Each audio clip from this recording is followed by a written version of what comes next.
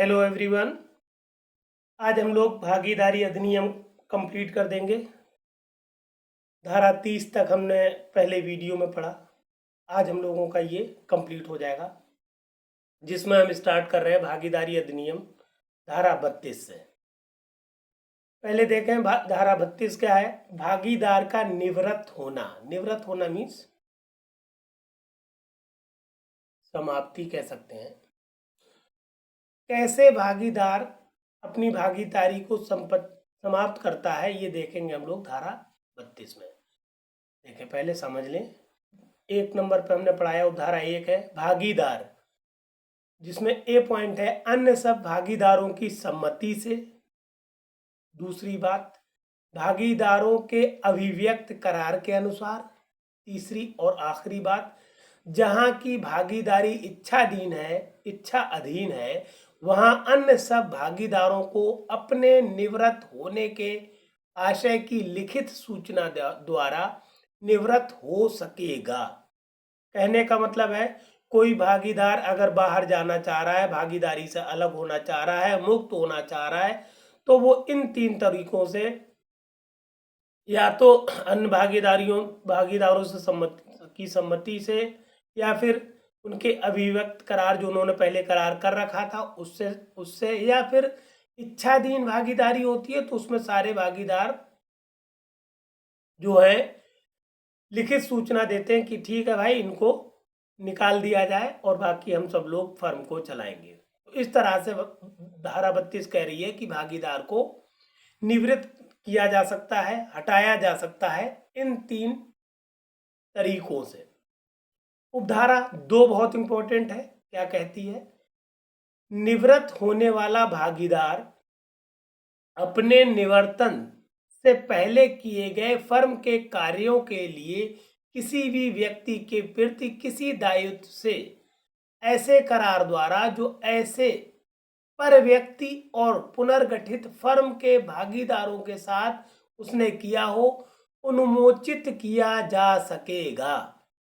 कहने का मतलब है, चूंकि भागीदार जो होता है वो संयुक्त रूप से और पृथक रूप से फर्म के प्रति उत्तरदायी होता है, मगर अगर वो चाहे कि अब हमें अलग हो रहे हैं और हमें इससे पहले जो हमने काम किए हैं, फर्म के साथ काम किए हैं, उनके लिए भी हमें ना घसीटा जाए बीच में, तो वो क्या करेगा, भागीदारों के बीच, जो भागीदार हैं उनके बीच, और पर व्यक्ति वो लोग होते हैं जो भागीदार नहीं होते हैं, मतलब जैसे जिनका फर्म में पैसा लगा है या और लोग हैं, वो सारे पर व्यक्ति होते हैं। तो अपने पूर्वतन कार्य से अगर वो बचना चाह रहा है, उन्मोचित होना चाह रहा है, तो वो क्या करेगा, अपने भागीदारों के साथ और पर व्यक्तियों के साथ ऐसा करार करेगा कि अब जो पुनर्गठित फर्म है, मेरे बाद जो फर्म चलेगी, उसके जो भागीदार रह गए, मतलब चूंकि अगर मान लीजिए 4 भागीदार थे और ये निकल गया तो 3 बचे, तो पुनर्गठित भागीदारी फर्म कौन सी हुई? 3 लोगों की हुई, क्योंकि ये तो बाहर आ गया। तो इस फर्म जो 3 लोग बचे, इनके साथ और पर व्यक्तियों के साथ वो करार करेगा कि मुझे जो हम लोगों ने साथ में काम किया उसके लिए भी उत्तरदायी ना ठहराया जाए। और वो भागीदार अगर सब लोग अगर पर व्यक्ति तैयार हो जाते हैं, उनका करार डन हो जाता है, तो अब वो भागीदार होने से पहले भी जो काम उसने किए थे उनके प्रति भी उत्तरदायी नहीं है, उनका भी उसको सवाल जवाब नहीं देना है। ये बता रही उपधारा 2।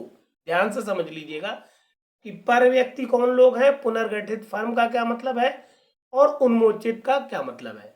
थोड़ा सा टिपिकल है, हालांकि तीसरा उपधारा पूरा क्लियर कर देगी इस बात को कि क्या कह रही थी उपधारा 2।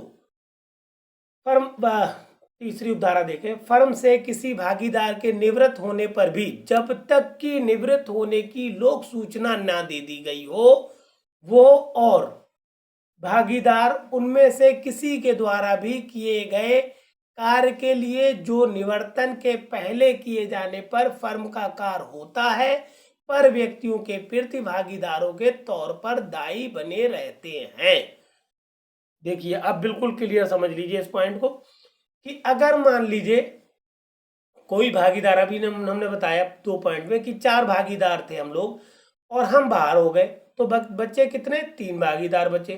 तो हुआ क्या, अगर हम बाहर हो गए हैं फिर भी जो हमने काम किया है उन हम चारों लोगों ने साथ में मिलके, अब भले ही हम अलग हो गए हैं और हमने अलग होने की अगर लोक सूचना नहीं दी है तो हम तब तक उत्तरदायी हैं जब तक कि लोक सूचना नहीं देते।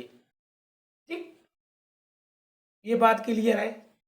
और अगर लोग सूचना दे दी है तो सिर्फ वो लोग 3 उत्तरदायी हैं, हम उत्तरदायी नहीं होंगे। दूसरी बात, इसमें सबसे मेन बात है कि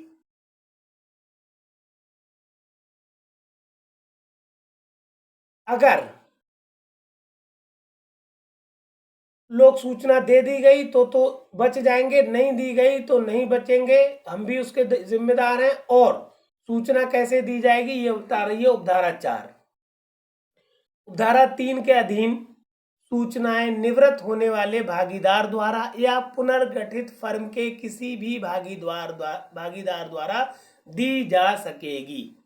लोक सूचना देने का क्या तरीका है, चाहे तो हम लोग सूचना दे दें कि भाई मैं इस फर्म से अलग हो गया हूं, या फिर बाकी जो 3 लोग बचे हैं वो सूचना दे दें कि ये अब हमारे भागीदार नहीं रहे, इनका अब फर्म से कोई लेना देना नहीं है। तो इस तरह से ये लोक सूचना हो जाती है। थोड़ा सा टिपिकल एक्सेप्शन माना जाता है ये, इसको ध्यान से समझ लीजिए। पहली बात पहले उपधारा में बताया है कि किस तरह से निवृत्त होता है भागीदार। दूसरी उपधारा में बताया है कि अगर वो निवृत्त होने के बाद अपने बचे हुए साथियों के साथ और पर व्यक्तियों के साथ करार कर लेता है तो वो उन सब कार्यों से उन्मोचित हो जाएगा जो उसने साथ रहते हुए फर्म चलाते हुए कार्य किए थे।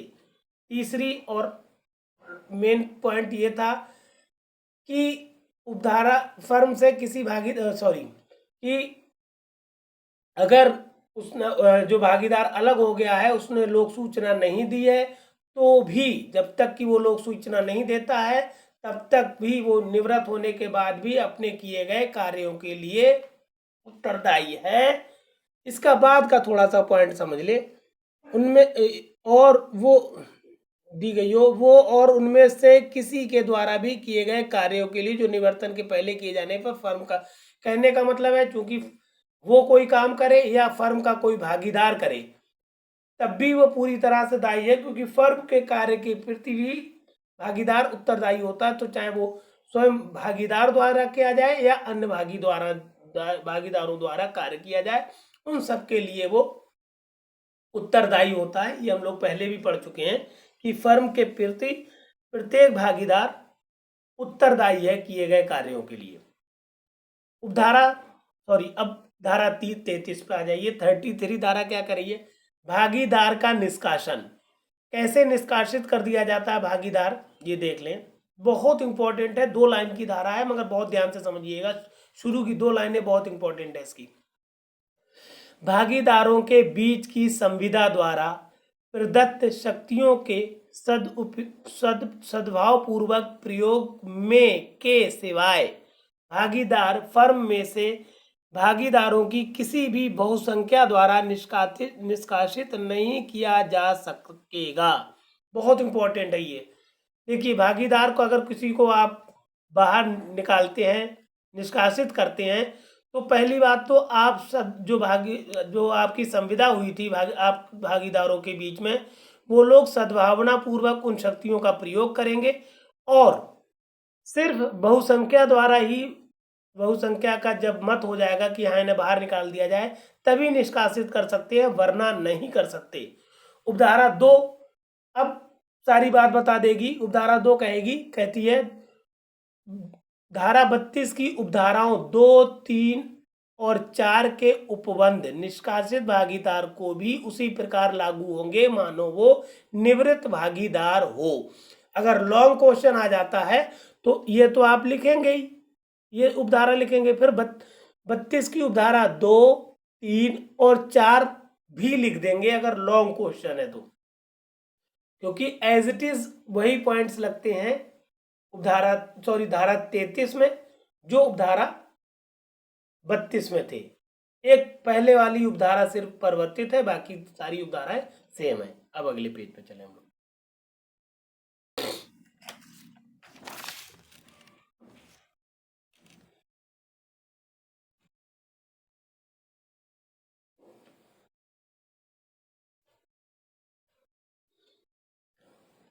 धारा 43 पे आ गए हम लोग। देखें क्या है, इच्छाधीन भागीदारी का सूचना द्वारा विघटन।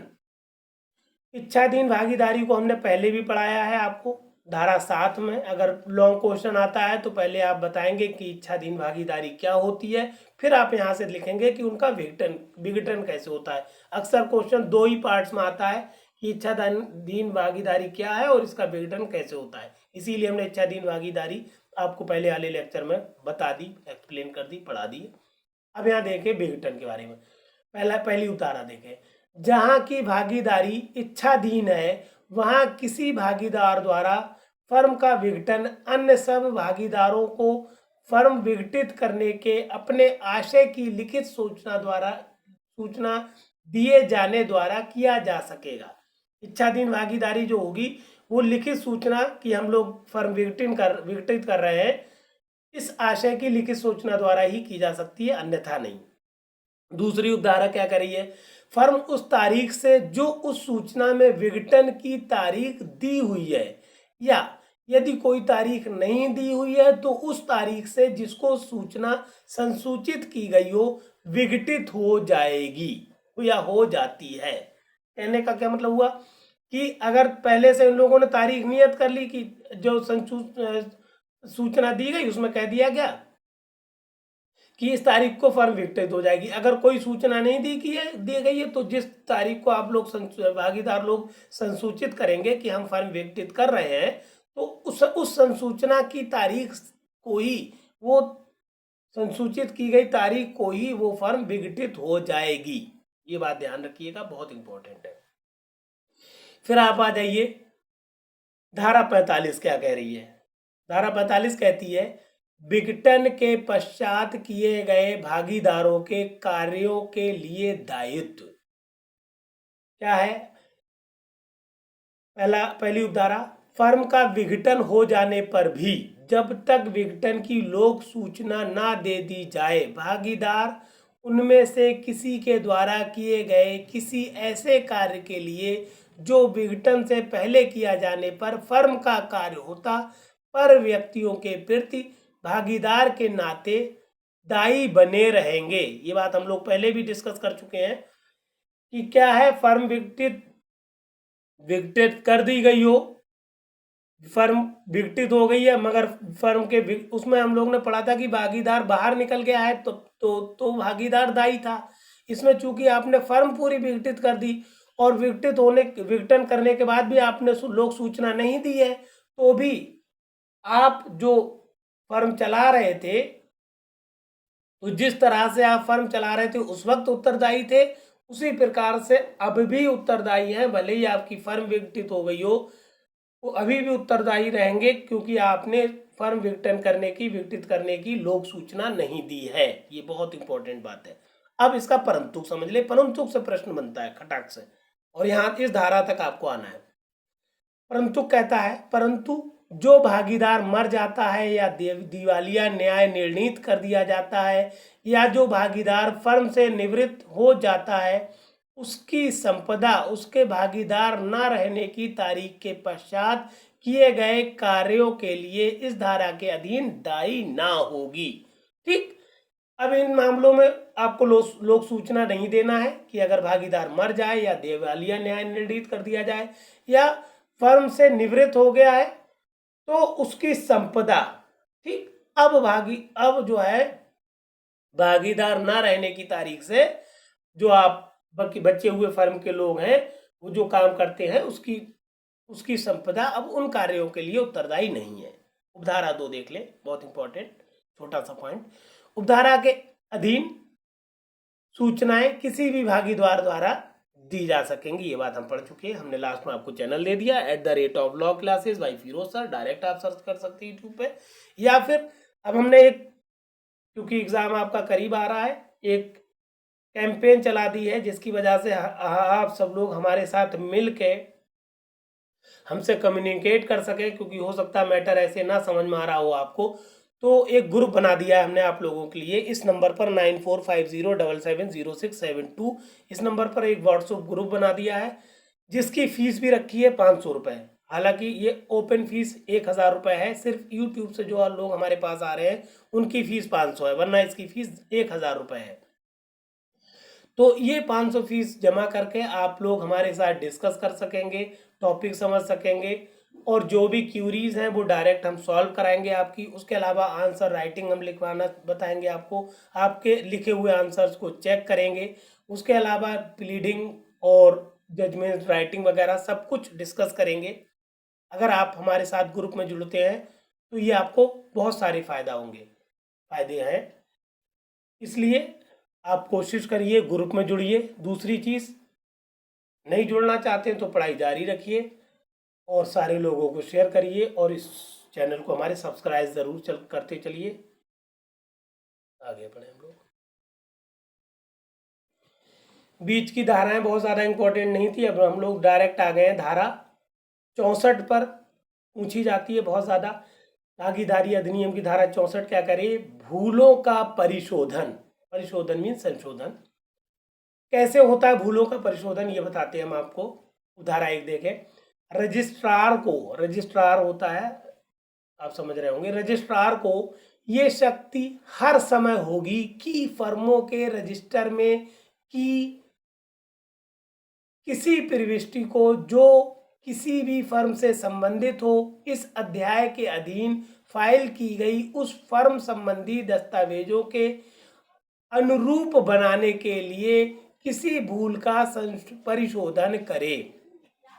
किसे शक्ति प्राप्त है? सिर्फ और सिर्फ रजिस्ट्रार को शक्ति प्राप्त है कि उसके पास जो दस्तावेज हैं रजिस्टर किए गए हैं उनमें जो प्रविष्टि की गई है और जो फर्म से संबंधित है, तो अगर कोई दस्तावेज में को बिल्कुल करेक्ट करने के लिए, दस्तावेज में के अनुरूप बनाने के लिए अगर उस वक्त कोई त्रुटि हो गई है किसी पक्षकार से, किसी व्यक्ति से, तो उस भूल को संशोधन करने के लिए आवेदन करे, और आवेदन करने पर रजिस्ट्रार जो है शक्ति रखता है कि वो उस भूल को परिशोधित कर देगा, संशोधित कर देगा, सुधार देगा।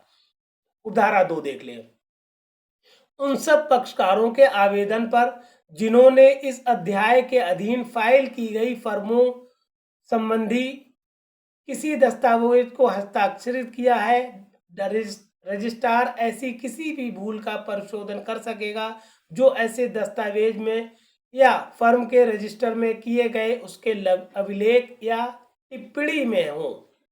कहने का मतलब है सिर्फ वो पक्षकार ही आवेदन कर सकेंगे भूलों के परिशोधन के लिए जो फाइल में उनका नाम हो और उन्होंने फाइल में हस्ताक्षर किए हो, वो हस्ताक्षरित पक्षकार हो, तो वो परिशोधन के लिए आवेदन करे और रजिस्ट्रार उनकी आवेदन पर परिशोधन कर देगा दस्तावेजों में जो उनसे उस पहले भूल हो गई थी, भूलों में परिशोधन कर सकेगा। ध्यान से समझिएगा, शब्द थोड़े टिपिकल हैं मगर ऐसे ही लिखना है तभी आप मार्क्स पाते हैं। अगर आप अपने वर्ड्स में लिख देते हैं तो आप गलतियां करते हैं और आपके मार्क्स कटते हैं। टिपिकल लगे चीज़, वीडियो को रोक रोक के 10 बार समझिए बात को। नहीं समझ में आ रही है फिर समझिए, फिर भी ना आए तो हमको कमेंट बॉक्स में कमेंट करके हमसे पूछिए। आखिरी धारा जो बहुत इंपॉर्टेंट है, जो लगभग हर पेपर में आपको मिलती है, ये आपको समझना है। इसमें हमने केस लॉ भी दिया है। धारा है 69 रजिस्ट्री न कराने का प्रभाव। क्या होता है प्रभाव जबकि आप रजिस्ट्री नहीं करा रहे होंगे? तो पहले समझो धारा 1, कोई भी वाद जो किसी संविदा से उद्भूत या इस अधिनियम द्वारा प्रदत्त किसी अधिकार को प्रवृत्त कराने के लिए लाया जाए, किसी फर्म के भागीदार के नाते वाद लाने वाले किसी भी व्यक्ति द्वारा या की ओर से उस फर्म के विरुद्ध या किसी ऐसे व्यक्ति के विरुद्ध जिसका उस फर्म में भागीदार होना या रहा होना अविकथित हो, किसी भी न्यायालय में संस्थित नहीं किया जाएगा जब तक कि वो फर्म रजिस्ट्रीकृत ना हो और वाद लाने वाला व्यक्ति फर्मों के रजिस्टर में उस फर्म के भागीदार के तौर पर दर्शित ना हो या दर्शित ना रह चुका हो।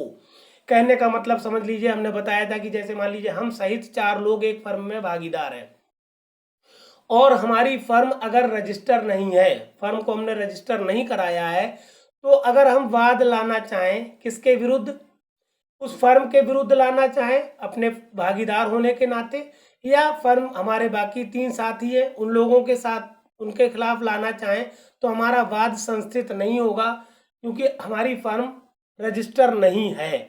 दूसरी बात, कोई भी वाद जो किसी संविदा से उद्भूत किसी अधिकार को प्रवृत्त कराने के लिए लाया जाए फर्म द्वारा या फर्म की ओर से। अब इस पॉइंट को, दूसरे पॉइंट को बहुत क्लियर समझ लीजिए। इसमें क्या था, पहले पॉइंट पे जैसे हम फर्म के भागीदार थे, हम वाद ला रहे थे फर्म के खिलाफ या अपने भागीदारों के खिलाफ। अब फर्म अगर चाहे वाद, दूसरा पॉइंट कहता है अगर फर्म अब वाद लाना चाहे किसके, हम लोगों के खिलाफ जो भागीदार हैं या किसी पर व्यक्ति, अभी आगे समझते हैं। पिछली पेज पे लिखा था लास्ट में फर्म के द्वारा या फर्म की ओर से, ठीक, यहाँ पर ये फर्म के द्वारा या फर्म की ओर से किसी भी न्यायालय में किसी पर व्यक्ति के विरुद्ध संस्थित नहीं न किया जाएगा जब तक कि फर्म रजिस्ट्रीकृत ना हो और वाद लाने वाले व्यक्ति फर्मों के रजिस्टर में फर्म के भागीदार के तौर पर दर्शित ना हो या दर्शित ना रह चुके हों। कहने का मतलब अगर अब फर्म किसी व्यक्ति पर व्यक्ति के विरुद्ध वाद लाना चाह रही है तो तब तक नहीं ला सकती जब तक कि वो फर्म रजिस्ट्रीकृत ना हो, या फिर जो और फिर यानी और वो व्यक्ति जो वाद ला रहा है उसका नाम उस फर्म के भागीदार के तौर पर रजिस्टर ना हो। कहने का मतलब फर्म किसी व्यक्ति पर व्यक्ति के विरुद्ध तभी वाद संसित कर सकती है जबकि फर्म रजिस्टर हो और वो व्यक्ति जो वाद ला रहा है वो फर्म के रजिस्टर में भागीदार के तौर पर दर्शित हो या दर्शित रह चुका हो, तभी वो वाद ला सकता है, अन्यथा नहीं। उपधारा 3 में क्या बता दिया, उपधाराओं 1 और 2 के उपबंध किसी संविदा से उद्भूत किसी अधिकार को, उपधारा 3 देख लें, उपधाराओं 1 और 2 के उपबंध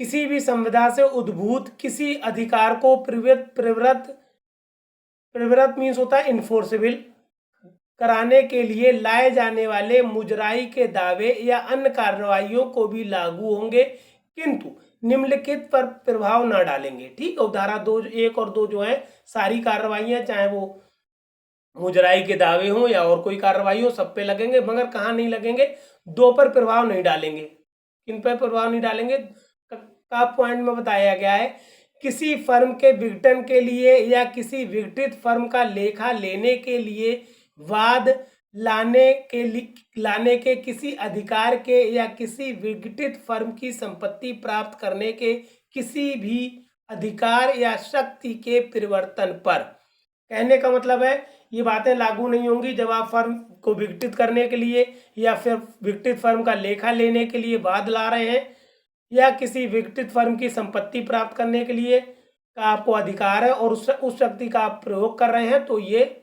दो उपधाराएं, उपधारा 1 और उपधारा 2, मतलब इसके लिए फर्म का रजिस्टर होना जरूरी नहीं है, ये बात बता दी गई।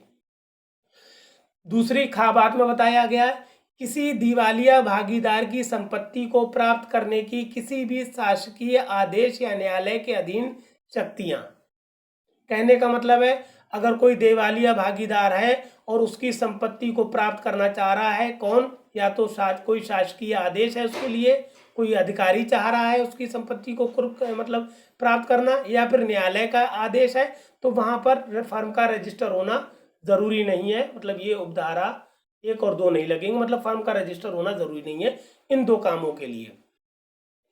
फिर आपको चौथी उपधारा और आखिरी उपधारा और आखिरी टॉपिक बता दिया गया, ये धारा निम्नलिखित को लागू ना होगी।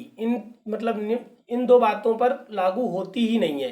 कौन सी उनमें से क्या बात है, ऐसी फर्मों को या फर्मों के भागीदारों को जिनके कारोबार का कोई स्थान जिन पर इस अधिनियम का विस्तार नहीं है या जिनके कारोबार के स्थान उक्त राज्य क्षेत्र के ऐसे क्षेत्रों में स्थित हैं जिनको धारा 56 के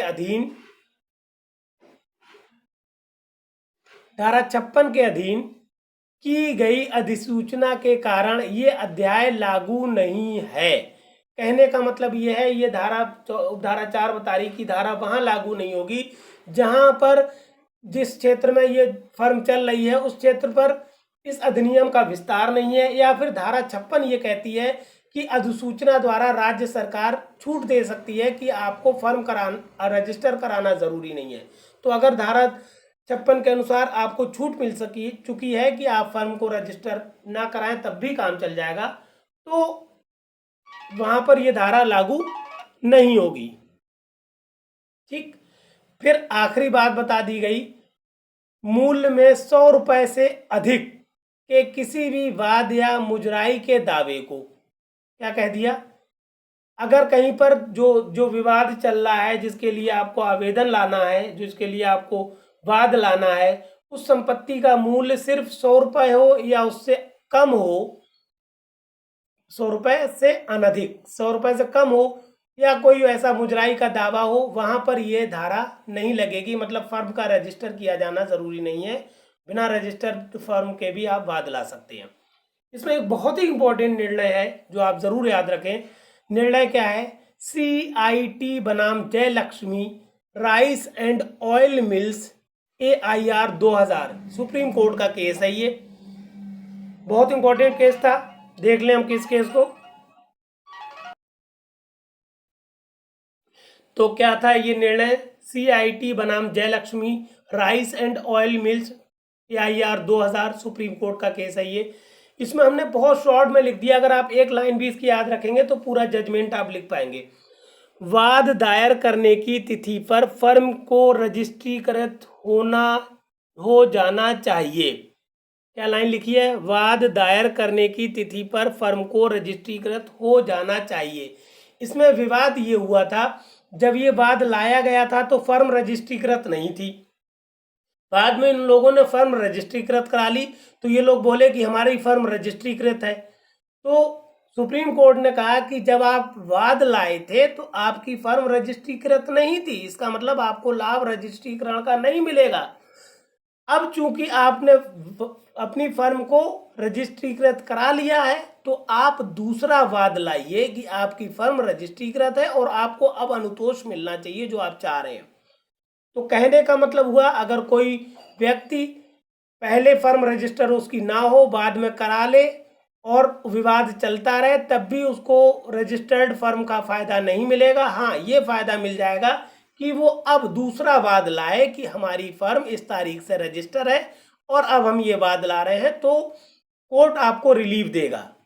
तो कहने का संक्षेप में मतलब है, वाद दायर करने की तारीख पर, उस तारीख पर जब आप वाद दायर कर रहे हैं, फर्म को रजिस्टर हो जाना चाहिए। ठीक, ये पूरा केस का निचोड़ है एक लाइन में, इससे आप समझ जाएंगे कि पहले रजिस्टर नहीं थी, बाद में हो गई। तो सुप्रीम कोर्ट ने ये कह दिया कि आप जब वाद लाए थे तो रजिस्टर नहीं थी, हाँ ये कर सकते हो, अब आप दूसरा वाद लाइए कि आपकी फर्म रजिस्टर है और अब हम सुनेंगे आपको। ये पूरा आपका पार्टनरशिप एक्ट था जो आज हमने कंप्लीट करा दिया है। इस तरह से हम आपको आगे माइनर एक्ट देते रहेंगे। उसके अलावा हमने बता दिया आपको, अपना एक व्हाट्सएप ग्रुप बनाया है हमने, उस व्हाट्सएप ग्रुप का नंबर आपको दिया था 9450770672। इस नंबर पर आप रजिस्टर करा लीजिए। नॉमिनल फीस सिर्फ 500 रुपये है। उस फीस से आप क्या पाएंगे, हमारे साथ डायरेक्ट डिस्कशन पाएंगे, किस तरह से तैयारी करना है वो सब पाएंगे। आपको judgement writing, framing of charges, हम चार्जेस देंगे, सारा डिस्कशन करेंगे फ़ोन पर। उसके अलावा जो लास्ट में टॉपिक्स आएंगे उन सबको मतलब आपकी सारी कंप्लेन को सुनेंगे।